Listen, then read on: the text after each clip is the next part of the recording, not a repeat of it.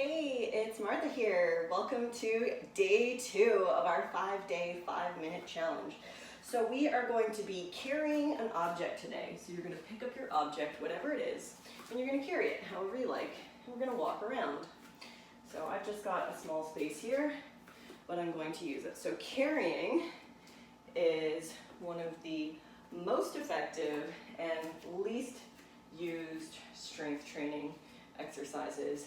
And I love it because it's functional. It's, an action that we do all the time that we could all use to do more of. All right, now we're going to put our object down and we are going to come down to lying on the floor. However feels comfortable for you, lie on the floor. And then we're going to come back up and we're going to pick up our object a different way and we're going to carry it again for 30 seconds.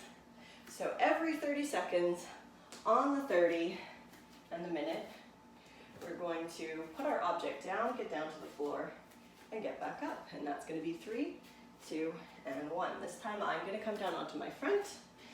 Obviously, if you're a pregnant person, that will not be an option for you, and that's okay. If that's you, come down maybe to a hands and knees position would be a good option. We're going to pick up your object a different way. So if you were carrying it in one arm, we're going to carry it in the other. And I have my I like big books and I cannot lie bag, which I love. And we're going to put that object down. We're going to lie down on the floor. The most functional of movements. This time I'm going to lie on one side. Come back up using arms and legs to come back up. If you're finding that down and up is taking more time than me, that's okay. You can also feel free to give yourself a chair. You could sit down on the chair. You could just come down to hands and knees is a good option. 3, 2, and 1. We're going to come down to lying, maybe on the other side. You can keep going with front or back, with hands and knees, a variety of different options here. And try carrying your object in a different way. Here, maybe I'll try carrying it up here. Got lots of different ways that we can carry things. We're moving continually for 4 minutes here, moving our body through space. We're going to get down to the floor. Coming all the way down. Front or back, side or other side, whatever you feel like today. And we're going to pick up that object and we're going to keep moving.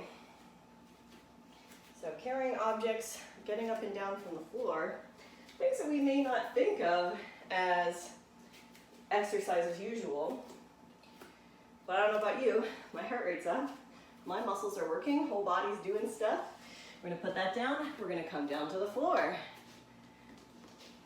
And we're heading into our last minute here. Coming on up. Carrying your object however you like. You can experiment with carrying it a little further away from your body. That's a little bit more challenging. 10 seconds here before we go down.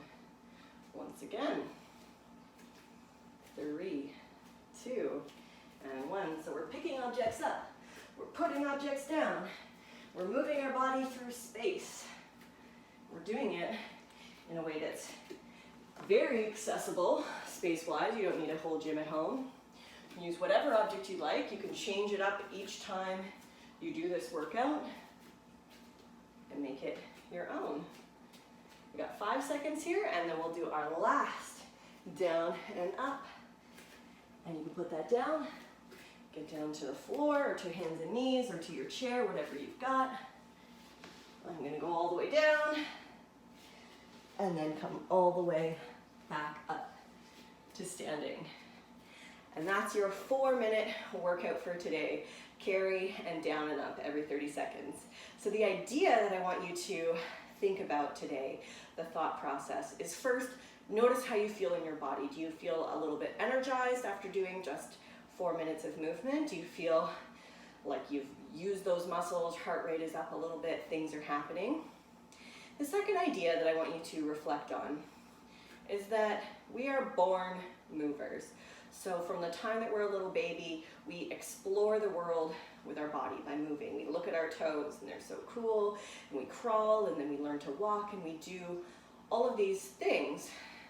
And then movement sort of gets socialized out of us. It's, you know, nobody wants to be the weird person moving all the time the way a toddler would, right? We become a lot less free with our bodies. And then that movement gets packaged very nicely and then sold back to us in a way that may not be accessible to most people. You know, spending an hour in a gym 3 times a week is not something that's accessible to everybody. So my question for you is, what can you gain, you personally, in your life by being just a little more generous with our definition of movement or with exercise?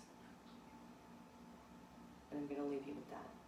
And tomorrow you don't need any equipment, and I'll see you here for day 3.